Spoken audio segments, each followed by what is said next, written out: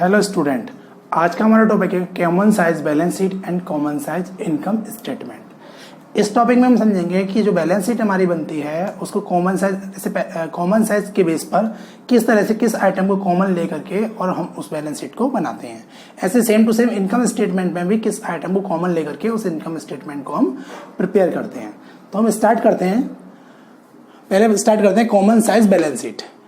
It is a vertical analysis of a balance sheet in which total assets is taken 100 and each item of assets is expressed as percentage of total assets। यानी कि इसमें बोला है कि जो ये है कॉमन साइज बैलेंस शीट है, ये वर्टिकल एनालिसिस है। इसके अंदर क्या करते हैं, जितनी भी एसेट्स होती हैं, टोटल एसेट्स जो होती है उसको कॉमन लिया जाता है और उसको 100 रखा जाता है। उसके बेस पर जितने भी एसेट्स हैं, एसेट्स के जितने भी आइटम्स होते हैं, सारे आइटम्स को परसेंटेज फॉर्म में कैलकुलेट किया जाता है कि टोटल एसेट्स के इन कंपैरिजन में ये सारी की सारी एसेट्स जो हैं वो कितने कितने परसेंट है। Similarly each item of equity and liabilities is expressed as percentage of total amount of equity and liability. जिस तरह से एसेट्स को 100 लेकर के, टोटल ऑफ एसेट्स को 100 लेकर सारे एसेट्स के आइटम को कैलकुलेट करते हैं, same to same equity and liabilities के टोटल को लेकर के हम सारी लायबिलिटीज और इक्विटीज का परसेंटेज कैलकुलेट करते हैं कि टोटल ऑफ लायबिलिटी और इक्विटी के बेस पर हमारी जो फर्म की इक्विटी है या लायबिलिटी है वो कितनी कितनी परसेंटेज है, यानी सारे आइटम सारे कंपोनेंट कितने कितने परसेंटेज है। ठीक है, अब इसे बनाते क्या है, इसका ऑब्जेक्टिव क्या है वो हम देख लेते हैं। यहाँ पर इसका ऑब्जेक्टिव में दे रखा है to analyse the change in individual item of balance sheet. यानी कि इसके बेस पर हम ये देखते हैं कि बैलेंस शीट में किस चेंजेस आ रहे हैं, यानी कि बैलेंस शीट के टोटल के बेस पर जितने भी आइटम्स दे रखे हैं उनको हम ये देखते हैं कि कितने कितने उसमें चेंजेस आ रहे हैं, हर इंडिविजुअल आइटम में क्या चेंजेस आया है।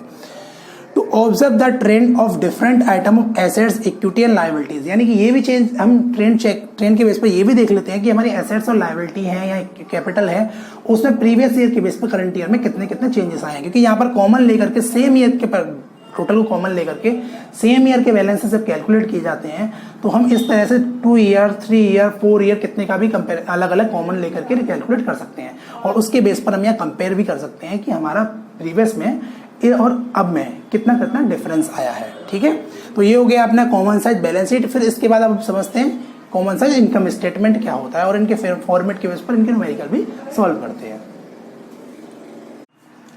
यस स्टूडेंट, ये हमारा फॉर्मेट है कॉमन साइज बैलेंस शीट का। इसको जब सॉल्व करते हैं तो किस तरह से करते हैं समझ लेते हैं। Common size balance sheet as at, सबसे पहले हम यहाँ पर डेट मेंशन करेंगे। कॉमन साइज बैलेंस शीट किस डेट को मेंशन बनेंगे, प्रिपेयर की जा रही है।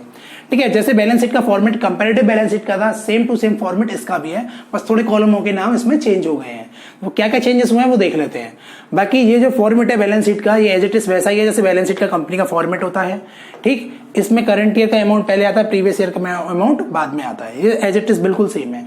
अगर आप ISC बोर्ड में कर रहे हो तो बिल्कुल फॉर्मेट में कोई प्रॉब्लम नहीं है। अगर आप CBSE बोर्ड के स्टूडेंट हो तो वहां पर थोड़ा चेंजेस आ जाएगा। ये प्रीवियस ईयर वाला कॉलम उठ करके यहाँ पर आ जाएगा, करंट ईयर वाला कॉलम यहाँ पर उठ करके यहाँ चला जाएगा, यानी कि ये आपस में इंटरचेंज हो जाते हैं।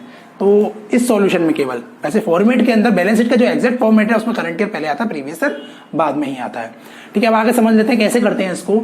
इसमें ये बताया गया था कि कॉमन साइज बैलेंस शीट के अंदर हमारा जो टोटल ऑफ एसेट्स या टोटल ऑफ लायबिलिटीज होता है, यानी इक्विटी एंड लायबिलिटीज, उसको 100 रखा जाता है और उसके बेस पर इसके जितने भी आइटम है उन्हें सॉल्व किया जाता है। कैसे करते हैं समझ लेते हैं। जैसे कि मैंने ये बैलेंस शीट का फॉर्मेट लिया है, इसमें शेयर होल्डर फंड है जिसके अंदर 2 आइटम है, नॉन करंट है इसके अंदर 2 है, करंट है 2 है। ये डिपेंड करता है मैंने न्यूमेरिकल में क्या क्या आइटम दे रखे हैं उनके अकॉर्डिंग हम इनको मेंशन कर लेते हैं। सेम एसेट्स है जिसमें नॉन करंट में 2 दे रखे हैं, करंट में 4 लिख रखे हैं मैंने। तो हम क्या करेंगे, ये इनके अमाउंट है, ये करंट ईयर का अमाउंट दे रखे हैं, ये प्रीवियस ईयर के अमाउंट हमको दे रखे हैं।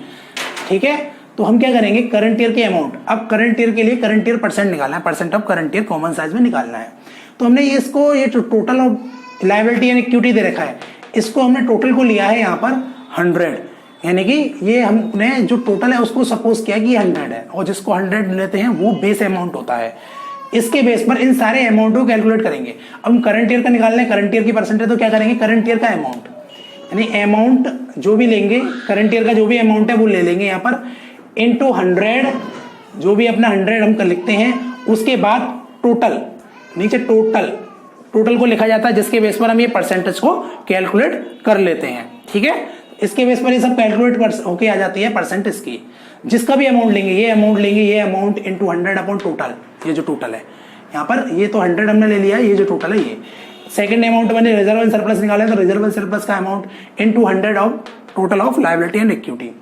सेम हम मान लीजिए लॉन्ग टर्म बोरोइंग के निकालना है, तो long term borrowing amount into 100 upon total of equity and liabilities. Same assets के साथ होगा, एसेट्स के साथ भी वही अमाउंट होगा, यानी कि अमाउंट जिसकी भी कैलकुलेशन कर रहे हैं amount into 100 upon total. Total को यहाँ बेस में रखा जाता है परसेंट निकालने के लिए। जैसे कि मान लीजिए फिक्स एसेट्स का निकाले तो फिक्स एसेट्स का अमाउंट इनटू 100 अपॉन टोटल, जिस ईयर का कर रहे हैं उस ईयर का। ये हो गया अपना करंट ईयर का। सेम प्रीवियस ईयर के लिए निकालेंगे तो प्रीवियस ईयर के टोटल को बेस लेते हैं यहाँ पर, तो amount of previous year into 100 upon previous year total, इसके बेस पर यहाँ की परसेंट निकल आएगी। सेम एसेट्स के लिए निकाल रहे हैं तो एसेट्स के लिए भी लेंगे एसेट्स का amount into 100 upon total of assets previous year की, तो प्रीवियस ईयर की परसेंट निकल के आएंगे। यानी कि इसको निकालने के लिए कोई भी नहीं है, यहाँ पर कोई टफ नहीं है, बहुत इजी न्यूमेरिकल है, बस आपकी कैलकुलेशन स्पीड अच्छी होनी चाहिए। अगर वो अच्छी तो आपको केवल परसेंट करने हैं, बाकी ये फॉर्मेट न्यूमेरिकल में बेसिकली सॉल्व होके मिलता है हमको, तो इस फॉर्मेट को हमें कॉपी करना है, इतना हमें सॉल्व होके मिलता है 4 कॉलम तक। इस न्यूमेरिकल और 4 कॉलम के बाद हमें केवल 2 एक्स्ट्रा कॉलम और बनाने पड़ते हैं, और जिसके लिए हमें परसेंट निकालनी होती है।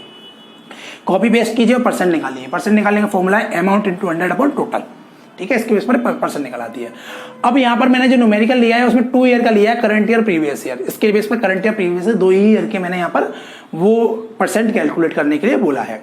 लेकिन ऐसा भी नहीं है कि कॉमन साइज में हमें 2 ईयर की होना रिक्वायरमेंट है, हम सिंगल ईयर का भी कर सकते हैं कि सिंगल ईयर के हमारे पास करंट ईयर के बैलेंसेस दे रखे हैं, ओनली करंट ईयर का ही परसेंट हमें निकालना हो, प्रीवियस ईयर का ना निकालना हो, तो हम सिंगल ईयर के लिए भी इसे सॉल्व कर सकते हैं। तो न्यूमेरिकल अगर एग्जाम में सिंगल ईयर के लिए आ जाता है कॉमन साइज का, तो आपको कंफ्यूज नहीं होना है और उसे इजीली सॉल्व करना है, ठीक है।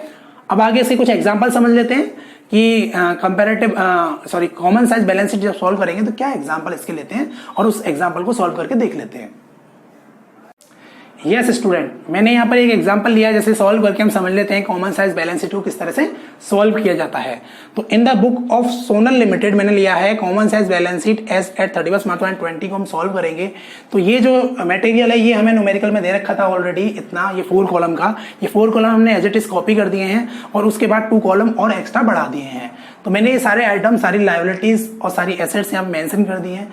हम कॉमन साइज में मैंने ये बताया था आपको, कॉमन साइज जब हम सॉल्व करते हैं तो उस टाइम पर क्या करते हैं, हमें जो इसका फॉर्मेट में हमने जो चेंजेस का आया था वो क्या है, जैसे 2020 के हमें दे रखे हैं, 2020 का ही हमें परसेंट निकालना है, परसेंट ऑफ 2020, 90 के बैलेंसेस दे रखे हैं तो परसेंट ऑफ 90, इस तरह से हम निकाल लेंगे। सिंगल ईयर का होता तो हम सिंगल ईयर का भी सॉल्व कर लेते हैं। अब ये टोटल जो है, टोटल को हम 100 सपोज करते हैं, तो टोटल को मैंने ऑलरेडी इसका 100 रख दिया है पहले से ही, कि टोटल हमारा 100% है। इसके बेस पर अब इन सारे आइटम्स को हम सॉल्व करना शुरू करते हैं, ठीक है। तो अब आते हैं बारी इनको सॉल्यूशन करने की। सॉल्यूशन करने से पहले ये है कि आपकी कैलकुलेशन स्पीड बहुत अच्छी होनी चाहिए और शार्प होनी चाहिए, जिससे कि आप इजीली इसको अच्छे से सॉल्व कर सकें। बाकी आईएससी बोर्ड के स्टूडेंट के लिए ये बेनिफिट है कि उनके पास कैलकुलेटर होता है, तो वो कैलकुलेटर की हेल्प से इजीली इसे सॉल्व कर लेते हैं। बट सीबीएसई बोर्ड के स्टूडेंट्स को उनको अपनी जो प्रैक्टिस स्पीड है, यानी कि कैलकुलेशन स्पीड है, उसे शार्प करना होता है, फास्ट करना होता है, जिससे वो इजीली इसको सॉल्व कर सकें, ठीक है। तो मेरे पास कैलकुलेटर में कैलकुलेटर की हेल्प से जल्दी से सॉल्व कर देता हूं, आप लोग समझ लीजिए, ठीक। तो अब सबसे पहले सॉल्व करते हैं। जैसे हमारा ये अमाउंट है शेयर कैपिटल हमारे 8 लाख, तो हम इसे सॉल्व करने के लिए हमने फॉर्मूला लिखा था यहाँ पर कि अमाउंट इनटू 100 अपॉन टोटल, इसके बेस पर हम सॉल्व करेंगे। तो अमाउंट कितना है, 8 lakh into 100 upon total 16 lakh, जिस ईयर का कर रहे हैं उसी ईयर का टोटल हम यहाँ पर लेंगे। तो 8 लाख इंटू 100 अपॉन 16 लाख अगर करते हैं तो मेरा निकल के आ रहा है 50%। तो ये की कैपिटल जो हो गई वो टोटल की 50% है, ठीक है। अब आगे नेक्स्ट करते हैं इसी फॉर्मूले के बेस पर। रिजर्व एंड सरप्लस हमें देगा 3,50,000, 3,50,000 इंटू 100 अपॉन 16 लाख। तो सॉल्व करते हैं 3,50,000 इंटू 100 अपॉन 16 लाख, तो हमारा निकल के आता है 21.88 अप्रॉक्स, यानी कि 21.88% हम इसको लिख लेंगे, ठीक है। इसके बाद इसी फॉर्मूले से नेक्स्ट करते हैं लॉन्ग टर्म बोरिंग, यानी 4 लाख इंटू 100 अपॉन 16 लाख। तो 4 लाख इंटू 100 अपॉन 16 लाख, जिसकी स्पीड सही है उसे पता लग जाएगा कि 25% है इसका, ठीक है। बाकी हम कैलकुलेट करके देख लेते हैं, तो सेम 25% ही हमारा आ रहा है। तो 25% हमने यहाँ पर लिख दिया, 4 लाख इंटू 100 अपॉन 16 लाख से ये हमारा निकल के आ गया 25 लाख, 25% सॉरी। उसके बाद करंट लायबिलिटी है 50,000, इसको निकालते हैं 50,000 इंटू 100 अपॉन 16 लाख, इसे सॉल्व करने की कोशिश करते हैं। इसके लिए क्या करेंगे, 50,000 इंटू 100 अपॉन 16 लाख से निकल के आया 3.12 अप्रॉक्स, 3.12%। ठीक है, तो ये हमारी सारी लायबिलिटी कंप्लीट हो गई 2020 की। एक चीज और जहां समझेंगे, अच्छे से ध्यान रखेंगे कि कॉमन साइज में हमने इसको 100 लिया है और ये इसी के बेस पर सारी परसेंट निकाली है, तो इन सारी परसेंट्स का टोटल जो है वो इतना 100 होना चाहिए, तभी ये न्यूमेरिकल कॉमन साइज का हमारा ठीक होता है। ठीक, अब आगे बढ़ते हैं, एसेट सॉल्व करते हैं। एसेट्स दे रखिए 10 lakh into 100 upon same 16 lakh, क्योंकि एसेट्स लायबिलिटी टोटल एक होता है, एक ही बात है। तो 10 लाख इंटू 100 अपॉन 16 लाख में सॉल्व करता हूँ। 10 लाख इंटू 100 अपॉन 16 लाख तो मेरा निकल के आ रहा है 62.50%। तो 62.5 हमारा ये अपनी टेंजिबल फिक्स एसेट्स हो गई हैं। इसके बाद मैं आगे बढ़ता हूं, तो ट्रेड रिसीवेबल है जो हमें 4 लाख दे रखा है। 4 लाख की कैलकुलेशन हम यहाँ पर भी कर चुके हैं, तो जितना यहाँ आया था सेम यही आएगा, कैलकुलेट करके देख लीजिए आप। तो ये 25% सेम अपना हो जाता है। इसके बाद नेक्स्ट आता है कैश इन बैंक बैलेंस, जो हमें 2 लाख रुपीज का दे रखा है। 16 लाख के बेस पर इसे कैलकुलेट करते हैं। 2 लाख इंटू 100 अपॉन 16 लाख अगर हम करते हैं तो हमारा निकल के आ रहा है 12.50%। ये हमारा टोटल एसेट्स और लायबिलिटी और एसेट्स सबका कैलकुलेट करके हम निकाल चुके हैं। इनका टोटल भी हम निकालते हैं तो टोटल 100 आ रहा है, इसका टोटल भी 100 आ रहा था। तो ये हमारे 2020 का पूरा common size balance sheet calculate हो चुका है। अब हम करना स्टार्ट करते हैं 2090 का। तो 2090 के बेस पर हम करेंगे, मैं इसे रख कर देता हूँ फॉर्मूले को। ठीक है, अब कैसे सॉल्व करेंगे उसे सॉल्व करना देखते हैं। सॉल्व करने के लिए same 6 lakh into 100 upon 12 lakh, क्योंकि यहाँ पर हमारा टोटल जो है वो 12 लाख है, अमाउंट 6 लाख है। तो 19 के लिए अमाउंट 6 लाख है, 6 लाख के बेस पर करेंगे। तो किस तरह से कैलकुलेशन करेंगे, 6 लाख इंटू 100 अपॉन 12 लाख, तो ये भी 50% अपना हो जाता है, जस्ट इसका हाफ है, इसलिए आगे कर लेते हैं। Next 1 lakh into 100 upon 12 lakh, इसे सॉल्व करते हैं। 1 लाख इंटू 100 अपॉन 12 लाख, तो ये अपना निकल के आ रहा है 8.33%। ठीक है, इसके बाद ये कुछ गड़बड़ है, 6 और 7, 7, 8, 9, 10, 10, 50, 12 कुछ गड़बड़ है। ये अमाउंट 1 लाख रुपीज नहीं है, ये अमाउंट हमारा है यहाँ पर 2,50,000। तो 2,50,000 मैं इसे लिख लेता हूँ, उसके बाद सॉल्व करते हैं। ठीक है, तो ये रिजर्व एंड सरप्लस मैंने ले रखा 2,50,000 है। 2,50,000 इंटू 100 अपॉन 12 लाख। अब इसे सॉल्व करते हैं। 2,50,000 इंटू 100 अपॉन 12 लाख, तो हमारा कैलकुलेट होकर निकल के आ रहा है 20.83% अप्रोक्स। 3 है, तो मैंने 20.83% यहाँ पर ले लिया है। इसके बाद लॉन्ग टर्म बोरोइंग को करते हैं 3 लाख इंटू 100 अपॉन 12 लाख। इसको सॉल्व करते हैं 3 लाख इंटू 100 अपॉन 12 लाख से जब इसे सॉल्व करेंगे तो यहाँ पर अपना निकल के आ रहा है 3 लाख इंटू 100 25%। ठीक है, तो 25% हो गया। अब 50,000 इंटू 100 अपॉन 12 लाख, तो 50,000 इंटू 100 अपॉन 12 लाख करते हैं तो 4.1777 मैंने 166 आ रहा था, अप्रॉक्स मैंने 17 ले लिया। तो इसका टोटल भी हमारा टोटल 100 हो गया है। अब नेक्स्ट एसेट्स से कैलकुलेट करते हैं 8 लाख इंटू 100 अपॉन 12 लाख, क्योंकि सेम टोटल है, बेस में 12 लाख ही आना है। तो 8 लाख इंटू 100 अपॉन 12 लाख हम करते हैं तो हमारा कैलकुलेट होकर जो आ रहा है वो आ रहा है 66.6666, यानी 66.67 अप्रॉक्स में हमने ये परसेंटेज लिख लिया है। इसके बाद नेक्स्ट निकालते हैं तो हमारा 2 lakh into 100 upon 12 lakh, 2 lakh into 100 upon 12 lakh करते हैं तो हमारा निकल के आएगा 6 पॉइंट हमारा निकल के आ रहा है 666, तो सॉरी 16.66 का आ रहा था, 16.67 इसको हम लिख लेंगे। तो इस तरह से हमारा ये परसेंट निकल के आ गया। फिर से 2 लाख आ गया, 2 लाख इंटू 100 अपॉन 12 लाख, फिर से ये निकल के आएगा 16.677777। तो यहाँ पर हम इसको भी लिख लेंगे 16.66%, क्योंकि हमें टोटल 100 करना है, सब 7 हो जाएंगे तो ये 100 नहीं आएगा, इसलिए हमने इसको 16.66% से लेकर के और सॉल्व कर दिया है। तो ये इसके अकॉर्डिंग ये हमारा पूरा न्यूमेरिकल सॉल्व हो गया कॉमन साइज का। तो कॉमन साइज में हमने क्या किया, सॉल्व करने के लिए टोटल को 100 बेस लिया था, इसको बेस लेकर के सारी परसेंट अपने कैलकुलेट करते हैं। तो आप लोगों को ये इजीली समझ में आ गया होगा। ठीक है, यस। तो common size income statement, it is a vertical analysis of income statement in which value of revenue from operation is taken as 100। ये बोल रहा है कि इनकम स्टेटमेंट में भी ये भी वर्टिकल एनालिसिस होता है। इसमें क्या है, revenue from operation means net cell को यहाँ पर 100 लिया जाता है, यानी 100% सपोज किया जाता है। And the value of other item of statement of profit and loss are express as percentage of revenue from operation. उसके बाद क्या होता है, रेवेन्यू फ्रॉम ऑपरेशन को जब हम 100% ले लेते हैं, उसके बाद जितने भी statement of profit and loss के जो आइटम्स बचते हैं, जो अदर एक्सपेंसेस और इनकम बचते हैं, उनको रेवेन्यू फ्रॉम ऑपरेशन के बेस पर उन्हें एक्सप्रेस किया जाता है परसेंटेज फॉर्म में। यानी रेवेन्यू ऑपरेशन के बेस पर वो कितने परसेंट है, यानी हमारी इनकम कितनी परसेंट है, प्रॉफिट कितना परसेंट है, टैक्सेस कितने परसेंट है, अदर इनकम कितनी परसेंट है और अदर एक्सपेंसेस कितने परसेंटेज है। ठीक है, इसका ऑब्जेक्टिव क्या होता है कॉमन साइज स्टेटमेंट का, इनकम स्टेटमेंट का,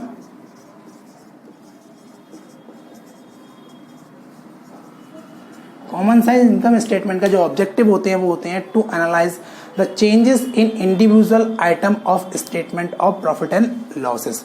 यानी कि यहाँ पे एनालाइज करते हैं हम जितने भी अपने इंडिविजुअल आइटम्स होते हैं, मींस स्टेटमेंट ऑफ P&L के आइटम्स, यानी कि उसके अंदर जितने भी एक्सपेंसेस हैं, जितने भी इनकम्स हैं, उन सबको एनालाइज करते हैं कि वो कितने परसेंटेज फॉर्म में है। ठीक है, to study the trend of different item revenue and expenses, इसकी स्टडी भी करते हैं कि हमारे पास कौन कौन से डिफरेंट टाइप के एक्सपेंसेस हैं और कौन कौन सी डिफरेंट टाइप की इनकम्स हैं। उसके बेस पर स्टडी करते हैं, ट्रेंड निकालते हैं कि उसमें कितना चेंजेस आ रहा है, यानी कितना परसेंट ऑफ चेंजेस आ रहा है।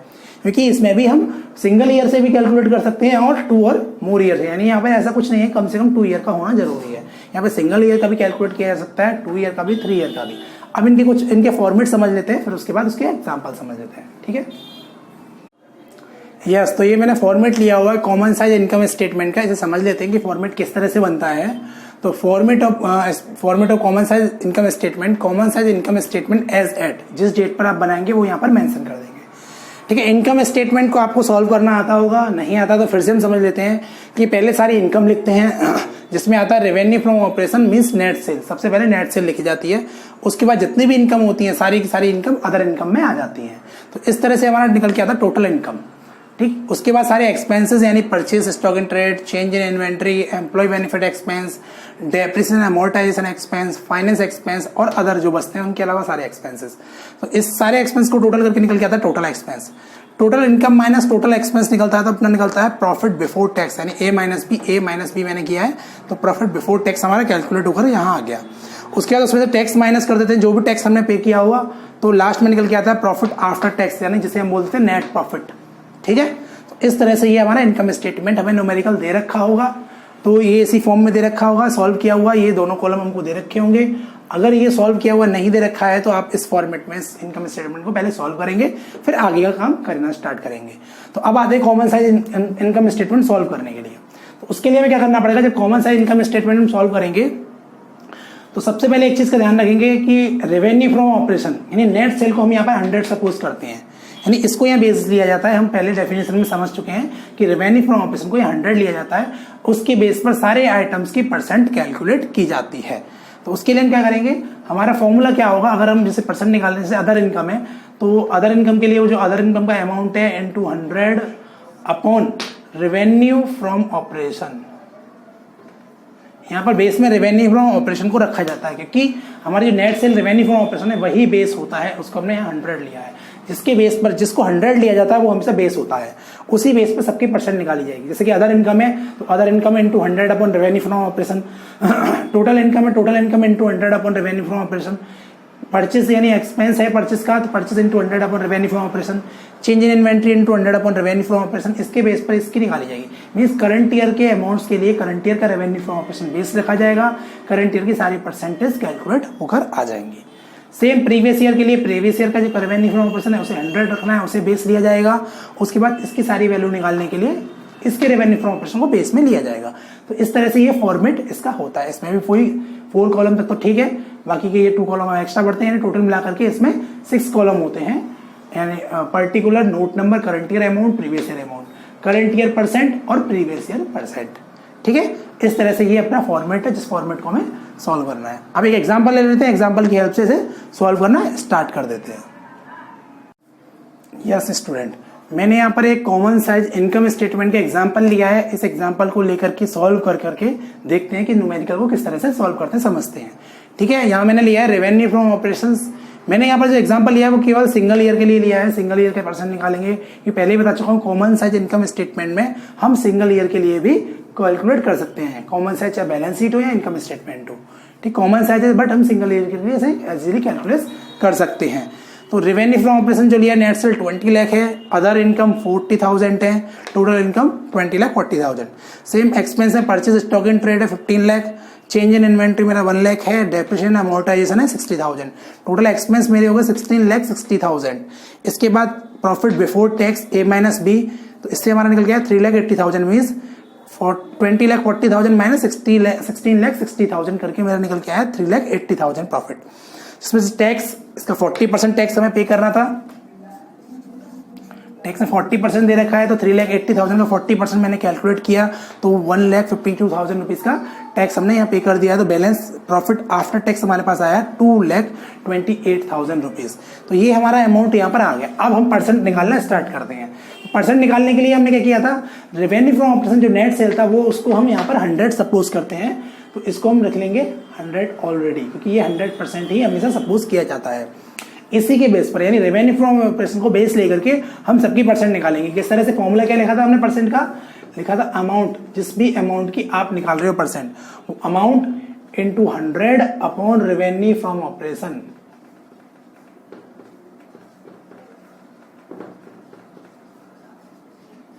यानी कि रेवेन्यू फ्रॉम ऑपरेशन के बेस पर आप इसको कैलकुलेट कर लोगे या जो भी परसेंट आपको निकालनी है। तो इस फॉर्मूले को बेस लेकर के हम करते हैं, करना स्टार्ट कर देते हैं। सबसे पहले हमने लिया यहाँ पर, ये तो अपना 100% ऑलरेडी है ही, तो अब हम निकालेंगे 40,000 का, यानी 40,000 इंटू 100 अपॉन 20 लाख। तो 40,000 इंटू 100 अपॉन 20 लाख हम करते हैं तो हमारा निकल के आएगा ये 2%।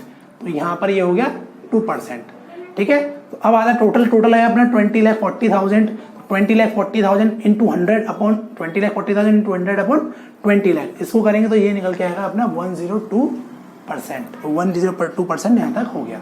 अब आता है परचेस का नंबर, तो परचेस हमारा देगा 15 लाख, तो 15 लाख इंटू 100 अपॉन 20 लाख, यानी रेवेन्यू फ्रॉम ऑपरेशन के बेस पर करते हैं। तो 15 लाख इंटू 100 अपॉन 20 लाख करेंगे तो ये आ गया अपना 75%, ठीक है। तो परचेज स्टॉक इन ट्रेड हमने कैलकुलेट किया रेवेन्यू फ्रॉम ऑपरेशन के बेस पर, तो 75% आ जाता है। अब आता है number change in inventory. Change in inventory अपना 1 lakh means 1 lakh into 100 upon 20 lakh. तो इसको सॉल्व करते हैं, 1 लाख इंटू 100 अपॉन 20 लाख, तो अपना निकल के आता है 5%। तो ये अपना यहाँ पर हो गया 5%, ठीक। तो चेंज इन इन्वेंट्री अपना 5% कैलकुलेट हुआ है रेवेन्यू फ्रॉम ऑपरेशन के बेस पर। अब आता है next depreciation and amortise expense. ये हमें देगा 60,000 रुपीज। तो कैलकुलेट करेंगे 60,000 इंटू 100 अपॉन 20 लाख। तो 60,000 इंटू 100 अपॉन 20 लाख सॉल्व करते हैं तो ये अपना निकल के आ रहा है 3%। यहाँ अपना हमने ये सॉल्व कर लिया तो ये अपना निकल के आया 3%। तो 3% अब आगे सॉल्व करते हैं टोटल को। टोटल मीन्स ये टोटल एक्सपेंसेस। तो इसको सॉल्व करते हैं तो इसका क्या होगा, 16 लाख इंटू 60,000, यानी 16,60,000 इंटू 100 अपॉन 20 लाख। तो 16,60,000 इंटू 100 अपॉन 20 लाख अगर हम करते हैं तो हमारा निकल के आता है यहाँ पर 83%। ये अपना निकल के आएगा 83%, ठीक है। हमने सॉल्व करके 83% निकाला। वैसे भी हम करते टोटल एक्सपेंस के सारे परसेंट को सॉल्व करें तो भी 83 आ रहा है। तो ये टोटल इनकम का है, ये टोटल एक्सपेंस का है, 83% हमारा हो जाता है। अब इसके बाद हमें निकालना है प्रॉफिट बिफोर टैक्स, यानी प्रॉफिट बिफोर टैक्स हमारा लेगा 3,80,000। उसके लिए हम क्या करेंगे, रेवेन्यू फ्रॉम ऑपरेशन को बेस लेंगे, वही सेम 3,80,000 इंटू 100 अपॉन 20 लाख। तो 3,80,000 इंटू 100 अपॉन 20 लाख जब हम करेंगे तो हमारा निकल के आता है यहाँ पर 19%। तो ये अपना हो गया 19%। 19% के बाद अब निकलता है टैक्स का। तो टैक्स निकालते हैं 1,52,000 इंटू 100 अपॉन 20 लाख। तो 1,52,000 इंटू 100 अपॉन 20 लैक्स करते हैं तो 7.60। तो ये अपना निकल के आ रहा है 7.60%। तो 7.60% हमारा कैलकुलेट हो गया है, ठीक है। तो ये हमारा यहाँ पर टैक्स का हो गया 7.60% और ये अपना हो जाता है 19% हो गया था। अब लास्ट में हमें निकालना है प्रॉफिट आफ्टर टैक्स का, यानी profit after tax 2,28,000 amount 2,28,000 into 100 upon revenue from operation means 20 lakh. इसको सॉल्व करते हैं। सॉल्व करने के बाद इसको देखते हैं कैलकुलेट करना, तो आता है 11.40%। 11.40% हमारा ये कैलकुलेट होकर आ चुका है। यानी इस तरह से हमारा ये न्यूमेरिकल पूरा सॉल्व हो गया। रेवेन्यू फ्रॉम ऑपरेशन को बेस लेकर के हमने इन सबको सॉल्व किया। नहीं सब ये याद रखेंगे, कॉमन साइज इनकम स्टेटमेंट जब भी कैलकुलेट करेंगे तो रेवेन्यू फ्रॉम ऑपरेशन को बेस लिया जाता है, और जिसको बेस लिया जाता है वो हमेशा 100 रखा जाता है। उसको बेस लेकर के ये बेस में रखा गया है। उसके बाद सब सारे आइटम्स की हमने जितने भी हमें आइटम्स दे रखे सबकी परसेंट हमने कैलकुलेट कर ली है। तो आप लोगों को ये इजीली समझ में आ गया होगा। ये चैप्टर बहुत इजी चैप्टर है, इसके मार्क्स कंफर्म होते हैं और ये बोर्ड में आता ही आता है, कंफर्म आता है। ठीक है, तो हमें ये समझ लेंगे। अब आगे हम इसको यहीं स्टॉप करते हैं, इस चैप्टर के टॉपिक सारे खत्म हो जाते हैं। अब आपको कोई भी डाउट है तो आप अपने डाउट हमें कमेंट बॉक्स में कमेंट करके बता सकते हैं, या फिर हमारे व्हाट्सअप नंबर, जो व्हाट्सअप नंबर हमें वीडियो में दे रखा है, उस व्हाट्सअप नंबर को आप हमें व्हाट्सअप नंबर पर अपने सारे डाउट भी पूछ सकते हैं। ठीक है, अगर आपको वीडियो अच्छी लगती है तो आप उसको अपने फ्रेंड के साथ शेयर करें और अपने कमेंट हमें देकर ये बताएं कि आपको ये वीडियो कैसी लगती है। ठीक है, आज के लिए इतना ही। Thank you.